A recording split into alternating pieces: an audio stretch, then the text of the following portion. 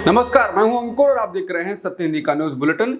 एक नजर अब तक की सुर्खियों पर। भारत कर्नाटक की कद्दावर लिंगायत नेता और पूर्व सीएम बीएस येदियुरप्पा के चरण छूने को तैयार हो गई है। भाजपा ने 78 साल के येदियुरप्पा को किनारे करने की कोशिश की और पिछला विधानसभा चुनाव पीएम मोदी के नाम पर लड़ा था। पार्टी कर्नाटक में बुरी तरह हार गई, लेकिन परिवारवाद का विरोध करने वाली पार्टी ने शुक्रवार को उनके 47 वर्षीय बेटे BY विजेंद्र को ही अपना प्रदेश अध्यक्ष नियुक्त कर दिया है। विजेंद्र भाजपा विधायक हैं। पार्टी ने इस बार उन्हें टिकट भी दिया था, यानी कर्नाटक भाजपा अब फिर से येदियुरप्पा की छाया में है। इसके बाद टीएमसी नेता साकेत गोखले का कहना है कि उनकी योग्यता क्या है कि वो येदियुरप्पा के बेटे हैं। पीएम मोदी का ढकोसा और बेशर्मी हमेशा की तरह असीमित है। मध्य प्रदेश के चुनाव में अब कांग्रेस के नेता राज बब्बर ने ज्योतिरादित्य सिंधिया पर हमला बोला है।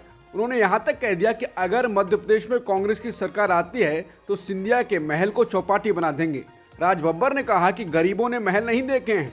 जब कांग्रेस सरकार में पर्यटन को बढ़ावा दिया जाएगा तो लोग भी महल देखने जाएंगे, क्योंकि महल है तो जनता और ग्वालियर का है, इसलिए जनता महल में जाएगी और वहां पर मजे से चाट खाएगी। ईडी ने नौकरियों के बदले जमीन मामले में मनी लॉन्ड्रिंग जांच के सिलसिले में राष्ट्रीय जनता दल के प्रमुख लालू प्रसाद यादव और उनके बेटे तेजस्वी यादव के कथित करीबी संबंधों वाले व्यवसायी अमित कत्याल को गिरफ्तार किया है। जांच एजेंसी के मुताबिक अमित कत्याल की कंपनी नौकरी के बदले जमीन घोटाले में मनी लॉन्ड्रिंग में शामिल थी। AK इन्फोसिस्टम का मामला एंटी मनी लॉन्ड्रिंग एजेंसी और CBI की जांच के दायरे में है। सूत्रों ने बताया कि एजेंसी ने पहले भी कत्याल को कई समन जारी किए थे और अधिकारियों ने बताया कि वो लगभग 2 महीने से एजेंसी के समन से बच रहे थे। ईडी के अनुसार कत्याल राजद सुप्रीमो और बिहार के पूर्व मुख्यमंत्री लालू यादव के करीबी सहयोगी हैं। अमेरिकी न्यूज संगठन वॉशिंगटन पोस्ट ने भारत में सोशल मीडिया की आज़ादी को लेकर एक रिपोर्ट छापी है। उसने अंदरूनी सूत्रों के हवाले से दावा किया है कि सालों से अमेरिकी टेक्नोलॉजी कंपनियों के पदाधिकारियों और भारतीय अधिकारियों के बीच हर दूसरे हफ्ते एक मीटिंग होती थी। अखबार के मुताबिक ये लोग तय करते थे कि ट्विटर, फेसबुक और यूट्यूब पर क्या जा सकता है, क्या नहीं। रिपोर्ट में कहा गया है कि 2 साल पहले इन मीटिंग्स में एक बड़ा और तीखा मोड़ ले लिया। अखबार का कहना है कि मीटिंग्स में भारत सरकार का दखल बढ़ने लगा। जो अफसर पहले कुछ ट्वीट्स हटाने के लिए कहते थे, अब वो सीधे अकाउंट्स हटाने की बात करने लगे और 1-2 नहीं, सैकड़ों अकाउंट्स। नए नियम बने, ऐसे नियम जो पदाधिकारी सरकार की मांगों को अस्वीकार करते हैं, उन्हें जेल का जोखिम होने लगा।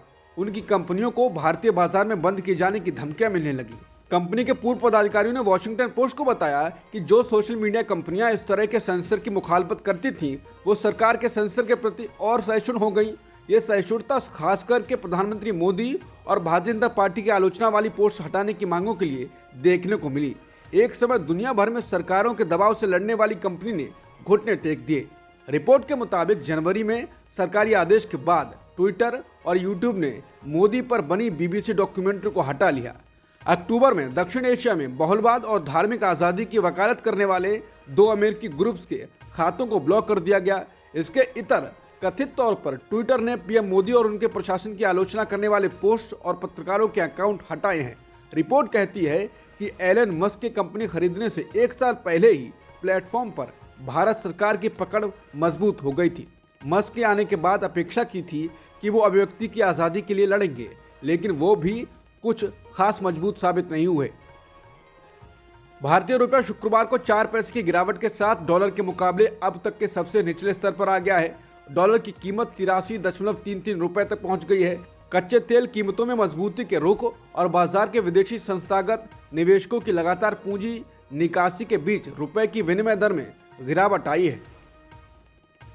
अमेरिकी स्वास्थ्य अधिकारियों ने गुरुवार को चिकनगुनिया के लिए दुनिया के पहले टीके को मंजूरी दे दी है।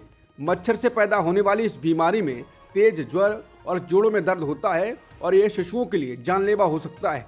FDA की मंजूरी के बाद उम्मीद है कि जल्द ही वैक्सीन पूरी दुनिया में उपलब्ध होगी। इस समय चिकनगुनिया के इलाज के लिए कोई विशेष दवा नहीं है।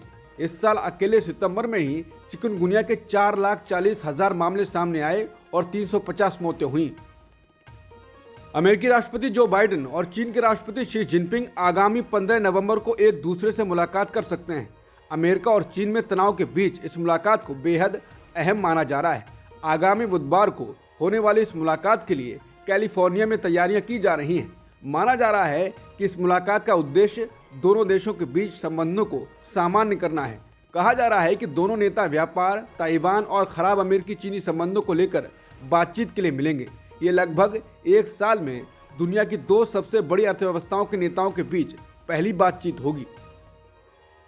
स्थानीय मीडिया रिपोर्टों के अनुसार जापान के विदेश मंत्री योको कामिकावा ने कहा है कि उनका देश गजा पट्टी में गहराते मानवीय संकट को कम करने के प्रयासों में नेतृत्व करना चाहता है। उन्होंने कहा कि जापान इजरायल के साथ एक स्वतंत्र फिलिस्तीनी राज्य की स्थापना के लिए 2 स्टेट्स सॉल्यूशन को साकार करने की दिशा में अन्य देशों के साथ भी सक्रिय रूप से काम करेगा। विदेश मंत्री ने कहा कि हमारा लक्ष्य मानवीय स्थिति में सुधार करना और कम समय में तनाव कम करने में मदद करना होगा। फिलिस्तीनी समर्थक प्रदर्शनकारियों ने गुरुवार को न्यूयॉर्क टाइम्स की लॉबी पर कब्जा कर लिया और मीडिया पर इजरायल हमास युद्ध के कवरेज में इजरायल के प्रति पूर्वाग्रह दिखाने का आरोप लगाते हुए गजा में तत्काल युद्ध विराम की मांग की। वो 1 घंटे से अधिक समय तक रुके और गजा में मारे गए हजारों फिलिस्तीनियों के नाम पढ़े, जिनमें कम से कम 36 पत्रकार भी शामिल थे, जिनकी युद्ध शुरू होने के बाद से मौत की पुष्टि हो चुकी है। इसके अलावा इजरायल के हमलों का विरोध करने के लिए हजारों लोगों ने मिडटाउन मैनहट्टन के माध्यम से मार्च किया। आईसीसी ने शुक्रवार शाम प्रेस रिलीज जारी करके बताया है कि आईसीसी बोर्ड ने श्रीलंका क्रिकेट की मेंबरशिप निलंबित करने का फैसला किया है। इस प्रेस रिलीज में बताया गया है कि अंतर्राष्ट्रीय क्रिकेट परिषद का सदस्य होने के नाते श्रीलंका क्रिकेट अपने दायित्वों का पालन करने में विफल रहा है। आईसीसी का कहना है कि श्रीलंका अपने कामकाज को स्वतंत्र रूप से चलाने में सक्षम नहीं है और श्रीलंका क्रिकेट ये सुनिश्चित करने में सक्षम नहीं है कि वो श्रीलंका में सरकारी दखल के बगैर क्रिकेट के प्रशासन व नियमन जैसी जिम्मेदारियां निभा सके। अब तक की सुर्खियों में इतना ही। बाकी खबरों के लिए बने रहिए सत्यहिंदी.com के साथ।